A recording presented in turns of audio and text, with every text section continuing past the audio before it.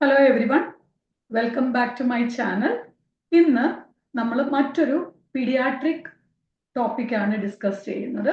കഴിഞ്ഞൊരു ദിവസം ഞാൻ ഏട്രിയൽ സെപ്റ്റൽ ഡിഫെക്റ്റ് ഡിസ്കസ് ചെയ്തിരുന്നു. അതിന്റെ തുടർച്ചയായിട്ട് ഇന്ന് നമുക്ക് വെൻട്രിക്കുലാർ സെപ്റ്റൽ ഡിഫെക്റ്റ് എന്താണെന്ന് നോക്കാം.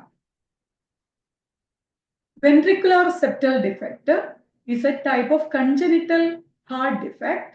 It is a hole in the wall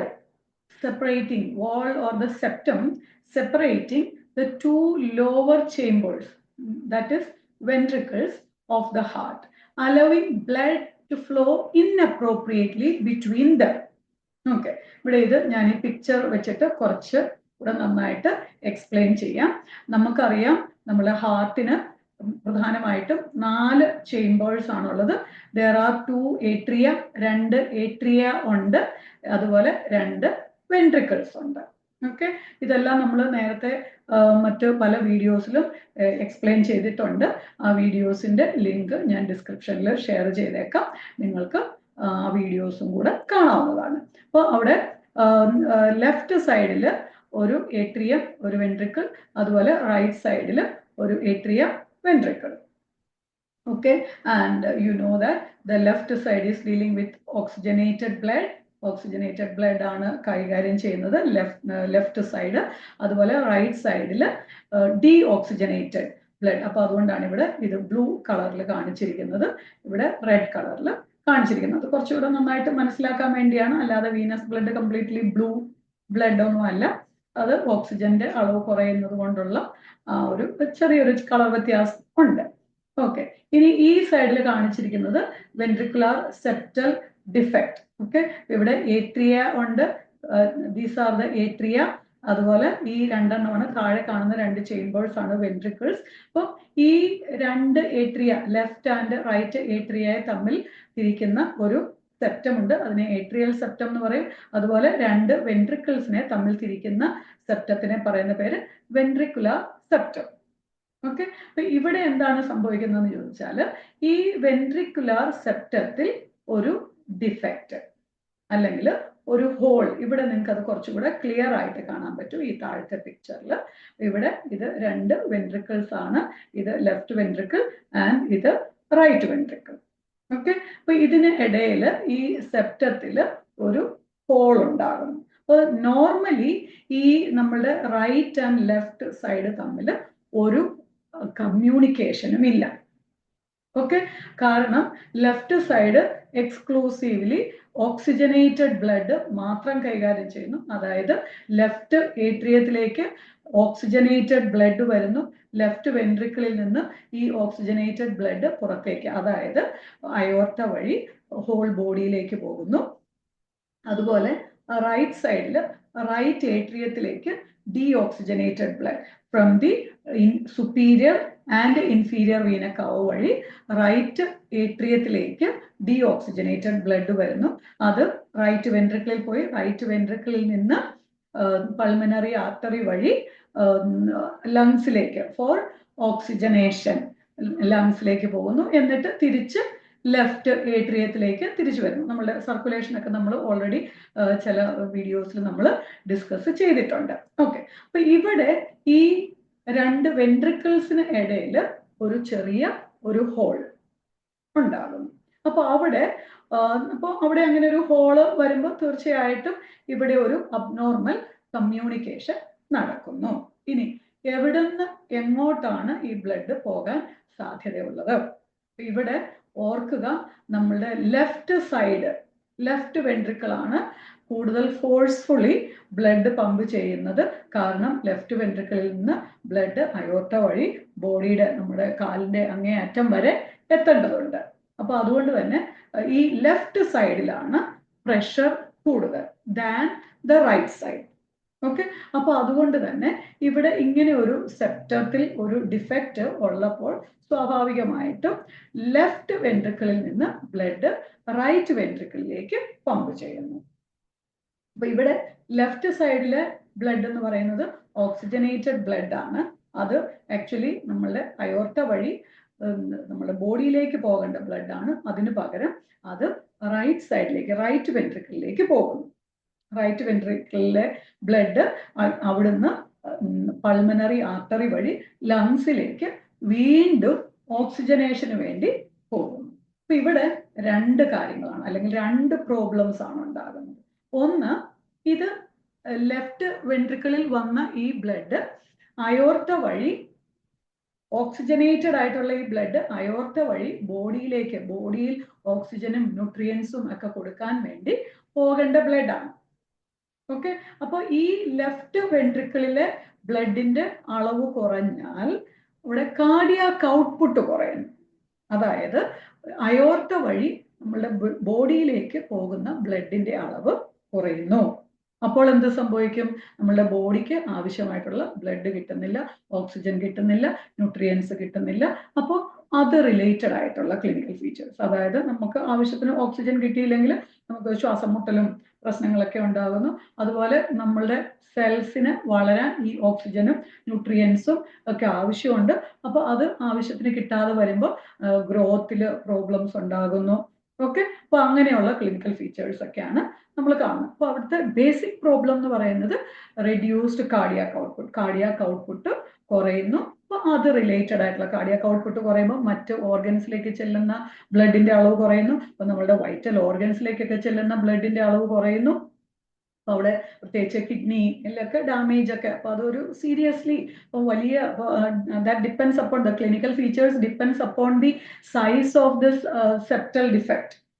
okay, ആ ഡിഫക്റ്റ് എത്ര വലുതാണ് എന്നതിനെ ആശ്രയിച്ചിരിക്കും അവിടെ ഉണ്ടാകുന്ന പ്രോബ്ലംസ്. അപ്പോൾ ഫസ്റ്റ് തിങ് എന്ന് പറയുന്നത് ഈ ലെഫ്റ്റ് വെൻട്രിക്കിളിൽ നിന്ന് അയോർട്ട വഴി അല്ലെങ്കിൽ ജനറൽ സർക്കുലേഷനിലേക്കുള്ള ബ്ലഡ് സപ്ലൈ കുറയുന്നത് കൊണ്ടുള്ള പ്രശ്നങ്ങൾ. രണ്ടാമത്, റൈറ്റ് സൈഡിൽ ബ്ലഡിന്റെ ഫ്ലോ കൂടുതലായിട്ട് വരുന്നു. അപ്പോൾ എന്ത് സംഭവിക്കും? ഈ റൈറ്റ് സൈഡിന്റെ വർക്ക് ലോഡ് കൂടുന്നു. റൈറ്റ് സൈഡ് കൂടുതൽ വർക്ക് ചെയ്യേണ്ടി വരുന്നു. റൈറ്റ് സൈഡ് ഓൾറെഡി ഓക്സിജനേറ്റ് ചെയ്ത് ലെഫ്റ്റ് സൈഡിലേക്ക് വിട്ട ബ്ലഡ് ആണ് വീണ്ടും തിരിച്ച് റൈറ്റ് സൈഡിലേക്ക് വരുന്നു. അപ്പൊ റൈറ്റ് സൈഡില് ബ്ലഡിന്റെ അളവ് കൂടുന്നു. അപ്പോൾ റൈറ്റ് സൈഡ് കൂടുതൽ ഫോഴ്സ്ഫുള്ളി പമ്പ് ചെയ്യേണ്ടി വരുന്നു. അപ്പൊ അങ്ങനെ സ്വാഭാവികമായിട്ടും ഈ റൈറ്റ് വെൻട്രിക്കുലർ ഫെയിലിയർ അല്ലെങ്കിൽ right ventricular hypertrophy, right ventricular failure ഒക്കെ ഉണ്ടാകാനുള്ള സാധ്യതയുണ്ട്. പിന്നെ അതുപോലെ ഈ റൈറ്റ് സൈഡിലെ പ്രഷർ കൂടുന്നു, pulmonary artery hyper tension. Okay, അപ്പൊ ഇതൊക്കെയാണ് റൈറ്റ് സൈഡിൽ സംഭവിക്കുന്നത്.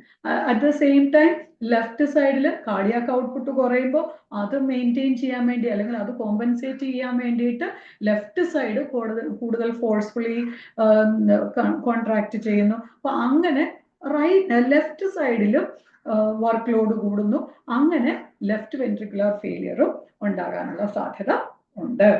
നമ്മളുടെ ഏട്രിയൽ സെപ്റ്റൽ ഡിഫക്റ്റിൽ ഞാൻ പറഞ്ഞതുപോലെ ഇവിടെ ഈ പീഡിയാട്രിക്സിൽ പ്രധാനമായിട്ടും ഈ ഹാർട്ട് ഫെയിലിയർ രണ്ടും, left and right side heart failure simultaneous ആയിട്ട്, അതായത് അറ്റ് ദ സെയിം ടൈം ഒരേ സമയത്താണ് ഉണ്ടാകാനുള്ള സാധ്യത കൂടുതൽ. പക്ഷെ നമ്മൾ അഡൾട്ടിന്റെ ഹാർട്ട് ഫെയിലിയർ ഒക്കെ പഠിക്കുമ്പോൾ നമുക്ക് കാണാം അവിടെ സാധാരണഗതിയിൽ ലെഫ്റ്റ് വെൻട്രിക്കുലർ ഫെയിലിയർ ആദ്യം ഉണ്ടാകുന്നു, പിന്നീടാണ് റൈറ്റ് സൈഡിൽ ഫെയിലിയർ ഉണ്ടാകുന്നത്.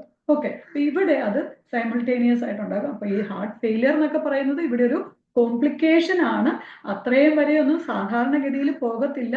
നമ്മൾ നേരത്തെ ഈ പ്രോബ്ലം ഐഡന്റിഫൈ ചെയ്യുകയും ആവശ്യമുണ്ടെങ്കിൽ അതിനുള്ള ട്രീറ്റ്മെന്റ് എടുക്കുകയും ചെയ്താൽ. എനിവേ, നമ്മൾ വീണ്ടും തിരിച്ച് ഇതിന്റെ ഡെഫിനിഷനിലേക്ക് വരാം. അപ്പൊ ഇവിടെ നിങ്ങൾക്കിത് മനസ്സിലായെന്ന് വിചാരിക്കുന്നു. ഈ വെൻട്രിക്കുലർ സെപ്റ്റൽ ഡിഫക്റ്റിൽ ഈ വെൻട്രിക്കിൾസിന് ഇടയ്ക്ക് ഒരു സെപ്റ്റം ഉണ്ട്. റൈറ്റ് ആൻഡ് ലെഫ്റ്റ് വെൻട്രിക്കിൾസിനെ സെപ്പറേറ്റ് ചെയ്യുന്ന ഒരു സെപ്റ്റം ഉണ്ട്. അതിനകത്ത് ഒരു അബ്നോർമൽ ആയിട്ടുള്ള ഒരു ഹോൾ ഉണ്ടാകുന്നു. അപ്പൊ അവിടെ പ്രധാനമായിട്ടും ലെഫ്റ്റ് ടു റൈറ്റ് ഷണ്ടിങ് ഉണ്ടാകുന്നു. ഇനി അതുകൊണ്ട് എന്താണ് ഇവിടെ സംഭവിക്കുന്നതെന്ന് നോക്കാം. ഇവിടെ ചെറിയ VSD ഒക്കെ ആണെങ്കിൽ ചിലപ്പോൾ നമ്മൾ അറിഞ്ഞില്ല എന്ന് തന്നെ വരും. ചെറിയ പ്രായത്തിലൊക്കെ ഒരു പ്രശ്നവും ഇല്ലാതെ കൊച്ച് വളരുന്നു. ഇനി ചിലപ്പോൾ നമ്മൾ അതുകൊണ്ടാണ് ഈ പീഡിയാട്രിക്സിൽ അവരുടെ നമ്മളുടെ ഇനീഷ്യൽ ആഫ്റ്റർ ബർത്ത് അല്ലെങ്കിൽ പിന്നെ അതുപോലെ ഇവര് വാക്സിനേഷനും ഒക്കെ വരുമ്പോൾ ഇവരെ അവരുടെ ഫിസിക്കൽ എക്സാമിനേഷൻ ഒക്കെ ഇമ്പോർട്ടൻ്റ് ആണെന്ന് പറയാൻ കാര്യം ഇതുപോലുള്ള എന്തെങ്കിലും ഹാർട്ട് മർമർ, അതൊരു അബ്നോർമൽ ഹാർട്ട് സൗണ്ട് ആണ്, അങ്ങനെ എന്തെങ്കിലും അബ്നോർമൽ ഹാർട്ട് സൗണ്ട്സ് ഒക്കെ ഉണ്ടെങ്കിൽ അത് ഐഡന്റിഫൈ ചെയ്യേണ്ടത് ഇമ്പോർട്ടൻ്റ് ആണ്. ഇനി അതല്ല ലാർജ് VSD കുറച്ച് വലുതൊക്കെ ആണെങ്കിൽ ഉണ്ടായ ഉടനെ അല്ലെങ്കിൽ കുറച്ച് ദിവസങ്ങൾക്കുള്ളിലൊക്കെ തന്നെ ബേബി ക്ലിനിക്കൽ ഫീച്ചേഴ്സ് കാണിക്കാൻ തുടങ്ങും. എന്താണ് ഈ ക്ലിനിക്കൽ ഫീച്ചേഴ്സ്? അപ്പൊ നമ്മൾ നേരത്തെ പറഞ്ഞതുപോലെ അവിടെ ഉണ്ടാകുന്ന പത്തോളജി അല്ലെങ്കിൽ പത്തോഫിസിയോളജി എന്താണ് അതിനെ ആശ്രയിച്ചിരിക്കും ഈ ക്ലിനിക്കൽ ഫീച്ചേഴ്സ്. ഓക്കെ, അവിടെ എന്താണ് സംഭവിക്കുന്നത്? നമ്മുടെ ലെഫ്റ്റ് വെൻട്രിക്കിളിൽ നിന്ന് പുറത്തേക്ക് പോകേണ്ട ബ്ലഡിന്റെ അളവ് കുറയുന്നത് കൊണ്ട്, കാർഡിയാക് ഔട്ട്പുട്ട് കുറയുന്നത് കൊണ്ട് അവിടെ ഒരു ബേബിക്ക് അല്ലെങ്കിൽ ഒരാളിന് ആവശ്യമുള്ള ഓക്സിജൻ ഒന്നും കിട്ടുന്നില്ല. അപ്പൊ അതുകൊണ്ട് തന്നെ ശ്വാസം മുട്ടൽ. ഓക്കെ, അപ്പൊ അത് കോമ്പൻസേറ്റ് ചെയ്യാൻ വേണ്ടിയിട്ട് കുറച്ച് കൂടുതലായിട്ട് ബ്രത്ത് എടുക്കുകയും, അതാണ് റാപ്പിഡ് ബ്രീതിങ് അല്ലെങ്കിൽ ബ്രത്ത്ലെസ്നെസ് ഉണ്ടാകുന്നു. പിന്നെ അതുപോലെ ഇവര് ഭയങ്കര ഒരു എന്താ പറയുന്നത് എക്സർസൈസ് ഇൻടോളറൻസ് എക്സർസൈസ് ഇൻടോളറൻസ് ഉണ്ടാകുന്നു. അപ്പൊ അതുകൊണ്ടാണ് ഭയങ്കരമായിട്ട് വേർക്ക്, പ്രത്യേകിച്ച് ഈ ഫോർഹെഡ് ഒക്കെ ഭയങ്കരമായിട്ട് വേർക്കുന്നത്, എസ്പെഷ്യലി ഡ്യൂറിങ് ഫീഡിങ്. അപ്പൊ അത് ചിലപ്പോഴൊക്കെ ഇത് കേൾക്കുമ്പോൾ ചില അമ്മമാരൊക്കെ ഇത് കേൾക്കുന്നുണ്ടെങ്കിൽ ഓരോർക്കും അയ്യോ എൻ്റെ കൊച്ചിന് അങ്ങനെ ഉണ്ടല്ലോ. പക്ഷെ അതെപ്പോഴും അതൊരു അബ്നോർമാലിറ്റി ആയിരിക്കണമെന്നില്ല. ഇപ്പൊ നല്ല ചൂട് കാലാവസ്ഥയൊക്കെയാണ്, അപ്പോൾ അവിടെ ചെറിയ സ്വെറ്റിംഗ് ഒക്കെ ഉണ്ടാകുന്നത് ഓക്കെയാണ്. പക്ഷെ ഇത് അങ്ങനെ ഒരു എപ്പോഴും പ്രൊലോങ്ഡ് ആയിട്ട് അല്ലെങ്കിൽ ഒത്തിരി പ്രൊഫ്യൂസ് സ്വെറ്റിംഗ് ഒക്കെ ഉണ്ടെങ്കിൽ നോട്ടീസ് ചെയ്യുക. പിന്നെ അതിന്റെ കൂട്ടത്തിൽ മറ്റ് ക്ലിനിക്കൽ ഫീച്ചേഴ്സും കൂടെ ഉണ്ടെങ്കിൽ നമുക്ക് അതിനെ ഒന്ന് കോറിലേറ്റ് ചെയ്യാവുന്നതാണ്. പിന്നെ അതുപോലെ ഫെറ്റീഗ്, ഡിഫിക്കൽറ്റി ഫീഡിങ്. ഇപ്പം നമുക്കറിയാം ഒരു ന്യൂ ബോൺ ഒക്കെ അല്ലെങ്കിൽ ചെറിയ പ്രായത്തിൽ അവർ വളരെ ആക്റ്റീവ്ലി ആയിരിക്കും അവർ സക്കിയോ ഒക്കെ ചെയ്യുന്നത്. അപ്പൊ അതിൽ എന്തെങ്കിലും ഒരു ഡിഫിക്കൽറ്റി ഫീഡിങ് ഒക്കെ ഉണ്ടാകുന്നുണ്ടെങ്കിൽ ശ്രദ്ധിക്കുക. പിന്നെ അതുപോലെ poor weight gain or failure to thrive, അവർ വെയിറ്റ് ഗെയിൻ ചെയ്യുന്നില്ല, അങ്ങനെയൊക്കെയുള്ള പ്രോബ്ലംസ് ഉണ്ടെങ്കിൽ. കാരണം നമുക്കറിയാം ഒരു ന്യൂ ബോൺ ഉണ്ടായി ആദ്യത്തെ ഒരാഴ്ച കുറച്ച് വെയിറ്റ് ഒക്കെ ലോസ് ചെയ്യും, കാരണം ഫ്ലൂയിഡ് ഒക്കെ ലോസ് ആകുന്നതുകൊണ്ട് ഒരു നോർമൽ പ്രോസസ്സാണ്. പക്ഷെ അതിനുശേഷം അവര് ത്രൂ ഔട്ട് ഇൻഫൻസി കഴിഞ്ഞിട്ടും ഇൻഫൻസിയിൽ വളരെ റാപ്പിഡ് ആയിട്ടുള്ള ഒരു വെയിറ്റ് ഗെയിൻ, പ്രത്യേകിച്ച് ആദ്യത്തെ ഫസ്റ്റ് 6 months വളരെ റാപ്പിഡ് ആയിട്ടുള്ള ഒരു വെയിറ്റ് ഗെയിൻ, അതിനുശേഷവും അത് മെയിൻറ്റെയിൻ ചെയ്യുന്നുണ്ട്. അപ്പോൾ അങ്ങനെ അവർ വെയിറ്റ് ഗെയിൻ തന്നെ ചെയ്യണം, വെയിറ്റ് ലോസ് ഉണ്ടാകാൻ പാടില്ല. അപ്പൊ അങ്ങനെ ഏതെങ്കിലും കാരണവശാൽ ഒരു വെയിറ്റ് ലോസ് ഉണ്ടെങ്കിൽ ദർ ഈസ് സംതിങ് റോങ്. അപ്പൊ അവിടെ എന്തോ ഒരു കുഴപ്പമുണ്ടെന്ന് മനസ്സിലാക്കുക. അത് കാർഡിയാക് ഇഷ്യൂ തന്നെയാണെന്ന് നിർബന്ധമില്ല, what ever it is. Okay, അപ്പോൾ അവിടെ അതും ഒരു പ്രധാനപ്പെട്ട കാര്യമാണ്. ഫെയിലിയർ ടു ത്രൈവ്, അവർക്ക് ആ ഒരു വെയിറ്റ് ഗെയിൻ ഒക്കെ ചെയ്ത് അവർക്ക് ത്രൈവ് ചെയ്യാൻ പറ്റുന്നില്ല. പിന്നെ അതുപോലെ ഫ്രീക്വന്റ് റെസ്പിറേറ്ററി ഇൻഫെക്ഷൻസ്, അത് മറ്റ് ഒരു പ്രധാനപ്പെട്ട ഒരു ക്ലിനിക്കൽ ഫീച്ചറാണ്. എപ്പോഴും അടിക്കടി റെസ്പിറേറ്ററി എയർവേ ഇൻഫെക്ഷൻസ് ഉണ്ടാകുന്നു. അപ്പോൾ സാധാരണഗതിയിൽ അങ്ങനെ നമ്മൾ ഒരു ബേബിയെ ആശുപത്രിയിൽ കൊണ്ടുവരുമ്പോൾ നമ്മൾ തീർച്ചയായിട്ടും ഇങ്ങനെ അസോസിയേറ്റഡ് ആയിട്ടുള്ള എന്തെങ്കിലും കാർഡിയാക് ഇഷ്യൂസ് ഉണ്ടോ എന്ന് നമ്മൾ നോക്കേണ്ടതാണ്. പിന്നെ അതുപോലെ ഹാർട്ട് മർമർ നമ്മൾ ഓൾറെഡി പറഞ്ഞു, അത് ഇവിടെ. അപ്പോൾ VSD വലുതാവുന്നതിനനുസരിച്ച് മർമറിന്റെ ശബ്ദവും കൂടുതലായിരിക്കും. ഇനി ചില കേസിൽ നമ്മളിവിടെ പറഞ്ഞു ചെറിയ സ്മോൾ VSD ഒക്കെ ആണെങ്കിൽ നമ്മൾ ചിലപ്പോൾ ആദ്യം ഐഡന്റിഫൈ ചെയ്തില്ല എന്ന് വരും. അപ്പൊ അങ്ങനെ ഒരു ഓൾഡർ ചിൽഡ്രൻ അല്ലെങ്കിൽ അഡൾട്ട്സിൽ ഒക്കെ ആണെങ്കിലും ഈ ഷോർട്ട്നെസ് ഓഫ് ബ്രെത്ത്, പ്രത്യേകിച്ച് നമ്മൾ എന്തെങ്കിലും എക്സർസൈസ് ഒക്കെ ചെയ്യുമ്പോൾ പെട്ടെന്ന് ശ്വാസം മുട്ടലുണ്ടാകുന്നു, അല്ലെങ്കിൽ ഭയങ്കരമായ ക്ഷീണം ഒക്കെ ഉണ്ടാകുന്നു, ഹാർട്ട് മർമർ. പിന്നെ അതുപോലെ സിവിയർ കേസസിലേക്കൊക്കെ പോകുമ്പോൾ ഹാർട്ട് ഫെയിലിയർ നമ്മൾ ഐഡന്റിഫൈ ചെയ്യാതിരുന്നാൽ, ഈ VSD ASD ഒക്കെ പോലുള്ള കണ്ടീഷൻസ് നമ്മൾ നേരത്തെ ഐഡന്റിഫൈ ചെയ്തില്ലെങ്കിൽ ചിലപ്പോൾ നമ്മൾ ഹാർട്ട് ഫെയിലിയറിലേക്കൊക്കെ പോയിട്ടായിരിക്കും നമ്മളത് തിരിച്ചറിയുന്നത്. ഓക്കെ, അപ്പൊ അത് അങ്ങനെ ഉണ്ടാകാൻ പാടില്ല ആക്ച്വലി. ഇനി ഇതിനെ നമുക്ക് എങ്ങനെ മാനേജ് ചെയ്യാം? വീണ്ടും നമ്മൾ നേരത്തെ പറഞ്ഞ പോലെ സ്മോൾ സിംറ്റമാറ്റിക് VSD ഒക്കെ ആണെങ്കിൽ ചിലപ്പോൾ പ്രത്യേകിച്ച് ട്രീറ്റ്മെന്റ് ഒന്നും ആവശ്യമില്ലാതെ വന്നേക്കാം. പിന്നെ ചില കേസിൽ ചെറിയ VSD ഒക്കെ ആണെങ്കിൽ അത് തന്നെത്താൻ ആസ് ദ ബേബി ഗ്രോസ് അത് തന്നെ അങ്ങ് ക്ലോസ് ചെയ്യാനുള്ള സാധ്യതയും ഉണ്ട്. അപ്പൊ അതുകൊണ്ട് തന്നെ നമ്മൾ പെട്ടെന്ന് ഇത് കാണുമ്പോൾ തന്നെ ഉടനെ പെട്ടെന്ന് സർജറി ചെയ്യാറില്ല. ഓക്കെ, അപ്പോൾ പിന്നെ നമ്മൾ ഒരു റെഗുലർ ചെക്കപ്സ് വേണം, അത് വളരെ ഇമ്പോർട്ടൻ്റ് ആണ്. ഇനി ലാർജർ VSD അല്ലെങ്കിൽ സിംറ്റമാറ്റിക് ആയിട്ടുള്ള VSD ഒക്കെ ആണെങ്കിൽ നമ്മൾ ആദ്യമേ കുറച്ച്, അപ്പോൾ സാധാരണഗതിയിൽ നമ്മൾ ഇപ്പം ഒരു ന്യൂ ബോൺ ബേബി എന്നൊക്കെ പറയുമ്പോഴത്തേക്കും നമ്മൾ ആ ബേബിയെ ഒന്ന് മോണിറ്റർ ചെയ്യും. ബേബി കുറച്ചും കൂടെ ഒക്കെ വെയിറ്റ് ഒക്കെ ഗെയിൻ ചെയ്ത്, പിന്നെ അതുപോലെ കുറച്ചും കൂടെ ഒന്ന് വലുതായിട്ട് വെച്ചാൽ ഒരു 3 to 6 months സാധാരണഗതിയിൽ, പ്രത്യേകിച്ച് ഒരു ലാർജർ VSD ഒക്കെ ആണെങ്കിൽ നമ്മളൊരു 3 to 6 months ആണ് ഒരു അപ്രോപ്രിയേറ്റ് ടൈം ആയിട്ട് പറയുന്നത്. പിന്നെ നമുക്ക് പല കാര്യങ്ങൾ നമുക്ക് യോജിച്ച് വരേണ്ടതുണ്ടാകാം. ഇപ്പോൾ ചിലപ്പം ബേബിക്ക് എന്തെങ്കിലും റെസ്പിറേറ്ററി ഇൻഫെക്ഷൻ ഒക്കെ ആണെങ്കിൽ അതൊക്കെ ട്രീറ്റ് ചെയ്ത്, പിന്നെ അതുപോലെ ബേബിയുടെ ജനറൽ ഹെൽത്ത് എങ്ങനെയുണ്ട് അതെല്ലാം നമ്മൾ ഒന്ന് കൺസിഡർ ചെയ്തിട്ടാണ് നമ്മൾ എന്നാണ് സർജറി വേണ്ടതെന്ന് തീരുമാനിക്കുന്നത്. പക്ഷെ വളരെ ചുരുക്കം കേസിലേ ഉള്ളൂ നമ്മൾ അങ്ങനെ ഒരു എമർജൻസി സർജറിയിലേക്കൊക്കെ പോകേണ്ട ആവശ്യം വരത്തുള്ളൂ. ഓക്കെ. പിന്നെ അതല്ലെങ്കിൽ നമ്മൾ ആദ്യമേ തുടക്കത്തിൽ നമ്മൾ ഡയൂററ്റിക്സ് ഒക്കെ കൊടുക്കാം. കാരണം ഫ്ലൂയിഡ് ഓവർലോഡ് കൊണ്ടുള്ള പ്രോബ്ലംസ് ഉണ്ടാകാതിരിക്കാൻ വേണ്ടിയിട്ട്, ഹാർട്ട് ഫെയിലിയറിലേക്കൊക്കെ പോകാതിരിക്കാൻ വേണ്ടിയിട്ടാണ്, depending upon the symptoms. Okay. ഒത്തിരി എഡിമ അങ്ങനത്തെ പ്രോബ്ലംസ് ഒക്കെ ഉണ്ടെങ്കിലാണ്. പിന്നെ അതുപോലെ AC ഇൻഹിബിറ്റേഴ്സ് കൊടുക്കുന്നത് വീണ്ടും ഹാർട്ടിന്റെ വർക്ക് ലോഡ് കുറയ്ക്കാൻ വേണ്ടിയിട്ട്, ആഫ്റ്റർ ലോഡൊക്കെ കുറയ്ക്കാൻ വേണ്ടിയിട്ടാണ് AC ഇൻഹിബിറ്റേഴ്സ് കൊടുക്കുന്നത്. പിന്നെ അതുപോലെ പേഷ്യന്റിന് പൾമനറി ഹൈപ്പർ ടെൻഷൻ, ഞാൻ പറഞ്ഞു നമ്മുടെ റൈറ്റ് സൈഡിൽ പ്രഷർ കൂടുതൽ, വർക്ക് ലോഡ് കൂടുതൽ, അപ്പോൾ പൾമനറി ആർട്ടറിയിൽ പ്രഷർ കൂടുതൽ, അപ്പോൾ അതിനാണ് പൾമനറി ഹൈപ്പർ ടെൻഷൻ എന്ന് പറയുന്നത്. അപ്പോൾ അത് ട്രീറ്റ് ചെയ്യാനുള്ള, അപ്പോൾ അങ്ങനെ ഉണ്ടെങ്കിൽ എല്ലാ കേസിലും പൾമനറി ഹൈപ്പർ ടെൻഷൻ ഉണ്ടാകണമെന്ന് നിർബന്ധമില്ല. അപ്പോൾ അങ്ങനെ പൾമനറി ഹൈപ്പർ ടെൻഷൻ ഉണ്ടെങ്കിൽ അത് മാനേജ് ചെയ്യാനുള്ള മെഡിക്കേഷൻസ് കൊടുക്കുന്നു. അപ്പോൾ ഇതാണ് മെഡിക്കൽ മാനേജ്മെന്റ്. പിന്നെ സർജിക്കൽ മാനേജ്മെന്റിലേക്ക് വരുമ്പോഴത്തേക്ക് നമ്മൾ സാധാരണഗതിയിൽ ഒരു ഓപ്പൺ ഹാർട്ട് സർജറിയുടെ ആവശ്യമൊന്നും വരാറില്ല. പ്രത്യേകിച്ച് ചെറിയ VSD ഒക്കെ ആണെങ്കിൽ നമ്മൾ കാർഡിയാക് കത്തീറ്ററൈസേഷൻ വഴി, നമ്മൾ ASDയിൽ പറഞ്ഞതുപോലെ തന്നെ കാർഡിയാക് കത്തീറ്ററൈസേഷൻ വഴി നമ്മൾ ഒരു കത്തീറ്റർ ഉപയോഗിച്ച് ഈ VSD എവിടെയാണോ ഡിഫക്റ്റ് ഉള്ളത് അവിടെ ഒരു പാച്ച് അല്ലെങ്കിൽ ഒരു സ്യൂച്ചേഴ്സ് ഉപയോഗിച്ച് അത് ക്ലോസ് ചെയ്യാം. ഇനി അതല്ലെങ്കിൽ ചിലപ്പോൾ നമ്മൾ ഓപ്പൺ ഹാർട്ട് സർജറി വളരെ റെയർ ആയിട്ടൊക്കെ ചെയ്യേണ്ടി വന്നേക്കാം, depending upon the condition. Okay.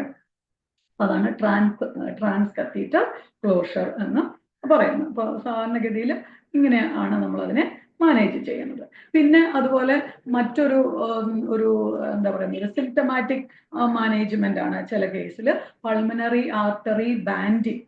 അതാണ് അതിൻ്റെ ഒരു പടമാണ് ഇവിടെ കാണിച്ചിരിക്കുന്നത്. കാരണം ഈ പൾമനറി ഹൈപ്പർ ടെൻഷൻ ഒക്കെ ട്രീറ്റ് ചെയ്യാൻ വേണ്ടിയിട്ട് നമ്മൾ പൾമനറി ആർട്ടറി ബാൻഡിങ് ചെയ്യും. അപ്പോൾ അതുകൊണ്ട് രണ്ട് പ്രയോജനമുള്ളത്. ഈ പൾമനറി ആർട്ടറി നമ്മളിങ്ങനെ ഒന്ന് ബാൻഡ് ചെയ്ത് കഴിഞ്ഞാൽ പൾമനറി ആർട്ടറിയിലേക്ക് പോകുന്ന ബ്ലഡിനെ നമുക്ക് കൺട്രോൾ ചെയ്യാൻ പറ്റും.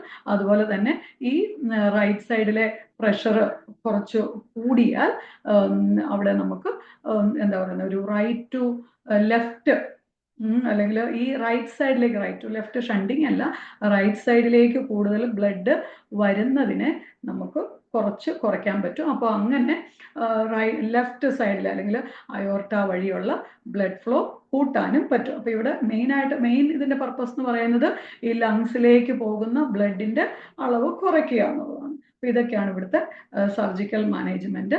ഇനി ചില കേസിൽ നമ്മൾ നേരത്തെ പറഞ്ഞു ഇവിടെ കോംപ്ലിക്കേഷൻ ആയിട്ട് റൈറ്റ് സൈഡിലെ പ്രഷർ കൂടാം. അപ്പൊ അങ്ങനെ റൈറ്റ് സൈഡിലെ പ്രഷർ ഒത്തിരി കൂടിക്കഴിഞ്ഞാൽ അവിടെ ഒരു റിവേഴ്സൽ ഓഫ് ഷണ്ടിങ് ഒക്കെ വരാനുള്ള സാധ്യതയുണ്ട്. അതായത് റൈറ്റ് ടു ലെഫ്റ്റ് ഷണ്ടിങ്ങിനുള്ള ഒരു സാധ്യതയുണ്ട്. അപ്പൊ അത് അത്ര ഒരു നല്ല കാര്യമല്ല. കാരണം എന്താണെന്ന് വെച്ചാൽ ഈ റൈറ്റ് സൈഡിലെ ബ്ലഡ് എന്ന് പറയുന്നത് ഡീഓക്സിജനേറ്റഡ് ബ്ലഡാണ്. ഓക്കെ. അപ്പൊ ഈ ഡീഓക്സിജനേറ്റഡ് ബ്ലഡ് ലെഫ്റ്റ് സൈഡിലേക്ക് ചെന്ന് കഴിഞ്ഞാൽ ഈ നമ്മളുടെ ജനറൽ സർക്കുലേഷനിൽ ഡീഓക്സിജനേറ്റഡ് ബ്ലഡ് പോകാനുള്ള സാധ്യതയുണ്ട്. അങ്ങനെ ലെഫ്റ്റ് സൈഡിൽ അല്ലെങ്കിൽ അയോർട്ട വഴി ഡീഓക്സിജനേറ്റഡ് ബ്ലഡ് പമ്പ് ചെയ്ത് കഴിഞ്ഞാൽ സൈനോസിസ്, ഓക്കെ, സൈനോട്ടിക് ആയിട്ടുള്ള ലക്ഷണങ്ങൾ ഒക്കെ കാണിക്കും. അപ്പൊ അത് ഒരു കോംപ്ലിക്കേഷൻ ആണ്. ആക്ച്വലി നമുക്ക് കോംപ്ലിക്കേഷൻസ് എന്തൊക്കെയാണെന്ന് നോക്കാം. അതിനു മുൻപ് നഴ്സിംഗ് മാനേജ്മെന്റ് നമ്മൾ ഈ പ്രോബ്ലംസ് ഒക്കെ എന്തൊക്കെയാണ് പേഷ്യന്റിനുള്ള പ്രോബ്ലംസ്, നമ്മൾ ഓൾറെഡി പ്രോബ്ലംസ് ക്ലിനിക്കൽ ഫീച്ചേഴ്സ് ഒക്കെ കണ്ടു. അപ്പൊ അത് ഉണ്ടാകുന്നുണ്ടോ, പ്രത്യേകിച്ച് ഹാർട്ട് ഫെയിലിയറിന്റെ ലക്ഷണങ്ങൾ, ഫ്ലൂയിഡ് ഓവർലോഡിന്റെ ലക്ഷണങ്ങൾ ഒക്കെ ഉണ്ടോ എന്നൊക്കെ മോണിറ്റർ ചെയ്യുക. അതുപോലെ വൈറ്റൽ സയൻസും ഓക്സിജൻ സാച്ചുറേഷനും വെയിറ്റ് ഒക്കെ മോണിറ്റർ ചെയ്യേണ്ടത് ഇമ്പോർട്ടൻ്റ് ആണ്. അതുപോലെ ഫീഡിങ് മോണിറ്റർ ചെയ്യേണ്ടത് ഇമ്പോർട്ടൻ്റ് ആണ്. ഓക്കെ. പിന്നെ അതുപോലെ prepare the patient and family.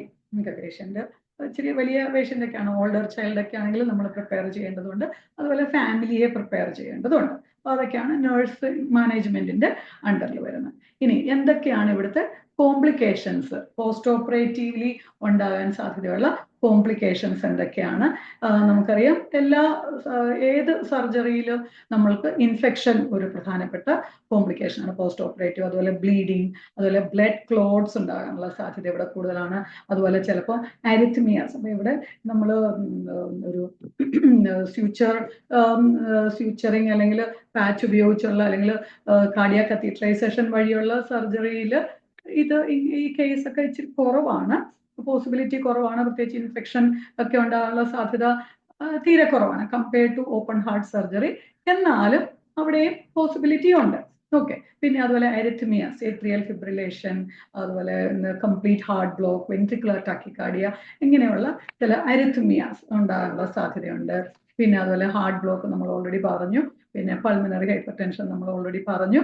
പിന്നെ അതുപോലെ ചിലപ്പോൾ ഈ കത്തീറ്ററൊക്കെ ഇൻസേർട്ട് ചെയ്യുമ്പോൾ വാൽവ് ഇഞ്ചുറീസ് ഒക്കെ ഉണ്ടാകും. ട്രൈക്കസ്പിഡ് എന്ന് പറഞ്ഞാൽ റൈറ്റ് എട്രിയോ വെൻട്രിക്കുലർ വാൽവ് ആണ്. പിന്നെ അതുപോലെ pulmonary or aortic valve. Pulmonary valve നമുക്കറിയാം പൾമിനറി ആർട്ടറിയുടെ തുടക്കത്തിലിരിക്കുന്ന വാൽവാണ്. അതുപോലെ അയോർട്ടയുടെ തുടക്കത്തിലിരിക്കുന്ന വാൽവാണ് അയോർട്ടിക് വാൽവ്. ഇതിനൊക്കെ ഇഞ്ചുറി ഉണ്ടാകാനുള്ള സാധ്യതയുണ്ട്. പിന്നെ അതുപോലെ റിക്കറന്റ് VSD, ഇപ്പൊ നമ്മൾ ഈ VSD ചിലപ്പോൾ ട്രീറ്റ് ചെയ്താലും ചിലപ്പോൾ ഇത് വീണ്ടും ഉണ്ടാകാനുള്ള, അല്ലെങ്കിൽ അവിടെ ചിലപ്പോൾ കുറച്ച് ഒരു റെസിഡ്വൽ ആയിട്ട് കുറച്ച് അവിടെ നിൽക്കാനുള്ള സാധ്യതയുണ്ട്. പിന്നെ അതുപോലെ റീനൽ ഡിസ്ഫങ്ഷൻ ഉണ്ടാകാനുള്ള സാധ്യതയുണ്ട്. പിന്നെ വളരെ റെയറായിട്ട് ഡെത്തിനുള്ള സാധ്യതയും ഉണ്ട്. ഓക്കെ. പിന്നെ with this, I hope you understood. Okay, നമ്മൾ പറഞ്ഞ കാര്യങ്ങളെല്ലാം മനസ്സിലായെന്ന് ഞാൻ വിചാരിക്കുന്നു. അപ്പോൾ വെൻട്രിക്കുലർ സെപ്റ്റൽ ഡിഫക്റ്റ് വളരെ ഇമ്പോർട്ടൻ്റ് ആയിട്ടുള്ള ഒരു പീഡിയാട്രിക് ടോപ്പിക്കാണ്. സോ നിങ്ങൾ നന്നായിട്ട് ഇത് മനസ്സിലായെന്ന് വിചാരിക്കുന്നു. പിന്നെ അതുപോലെ നിങ്ങൾക്ക് എന്തെങ്കിലും ഡൗട്ട്സ് ഒക്കെ ഉണ്ടെങ്കിൽ please you can ask. And നിങ്ങളുടെ കമൻസ് ഒക്കെ വളരെ ഇമ്പോർട്ടൻ്റ് ആണ്. So comment and please watch and support. Thank you.